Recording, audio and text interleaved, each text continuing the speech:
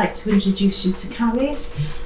Caris has just come into the end of his CP1 placement here in Gwenfo, and today Caris is going to explain her journey, how she's moved from aware to capable in I1, Innovation 1, sharing her expertise. So thank you, Caris, for agreeing to do this afternoon. So I've got a couple of questions for you. So the first question I'd like to ask you would be, in terms of your journey, please could you outline how you've progressed from aware to capable in terms of I1? So coming into my first placement, obviously I have a heavily sporting background anyway, so I take a keen interest in PE. But the 2 weeks that we had for research and inquiry, where we got to observe the teachers doing PE, that really helped me see what they do in Gwenfo and learn about their scheme of work. I was also given the resources for the scheme of work that we do here, so given them early so I could look through and know exactly what we were doing, as well as having the half-termly planning, so I could go through and have a look how I would bring my expertise and knowledge and how I might shape the kind of activities we do. Yeah. I'd just like to come in here as well to say that Caris is actually my student, and I observed Caris's first PE lesson, and I have to admit that I learned ever such a lot in terms of expectations of the school and in terms of expectation of the children, and aiming higher than I maybe have done previously.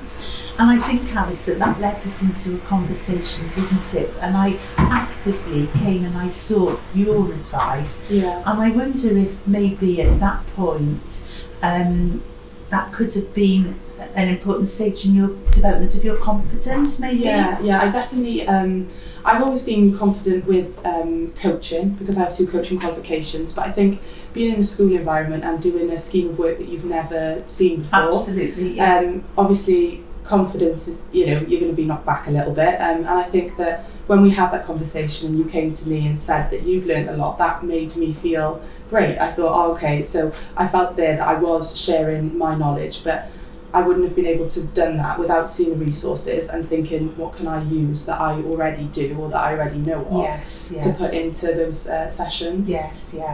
And then I wonder really if the next question I'm going to ask you is if you could outline some of the expertise and some of the teaching techniques that you've shared, but also could you perhaps reflect upon how you shared it with other classes as well and other teachers? Yeah, so I think because of the drills and things that I've done with netball and basketball, I've obviously got a knowledge, I would say, of a bank of activities that I would do.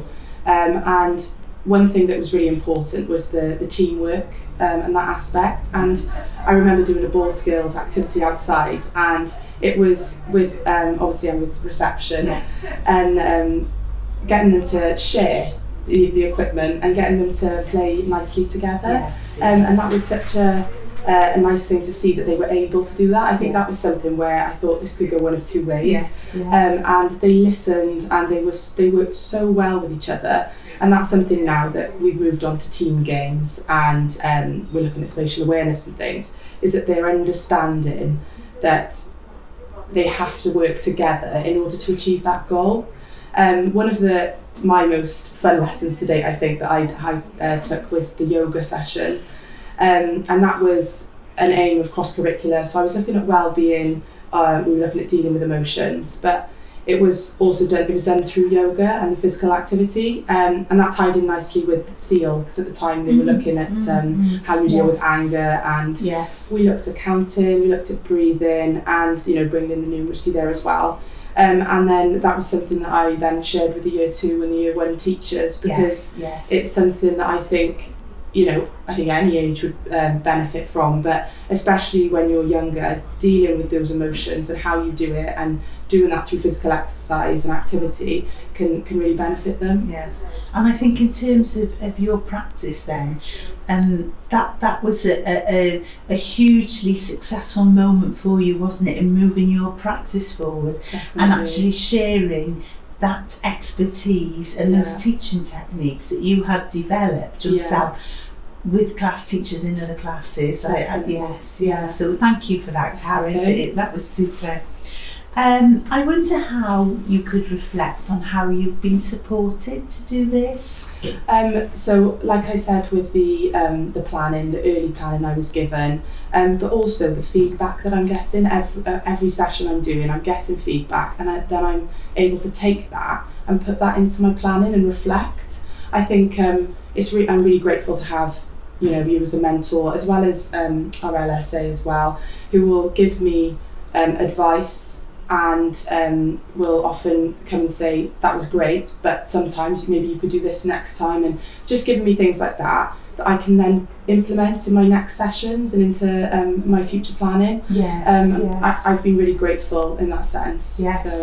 Yeah. And I think as well that through our discussion and through the recognition of your good practice, that has encouraged us then to share your skills through the wider school community. And at this point I'd probably like to say as well that it's a very great shame, but due to COVID, Caris hasn't actually been able to help to run the school netball club, which was something that you were very, very keen to do. But hopefully, Caris, that will continue now, be able to hopefully continue now as you move into CP2. Definitely, hopefully. Yes, and you will certainly be introducing new teaching techniques, I think, with your level of play as well.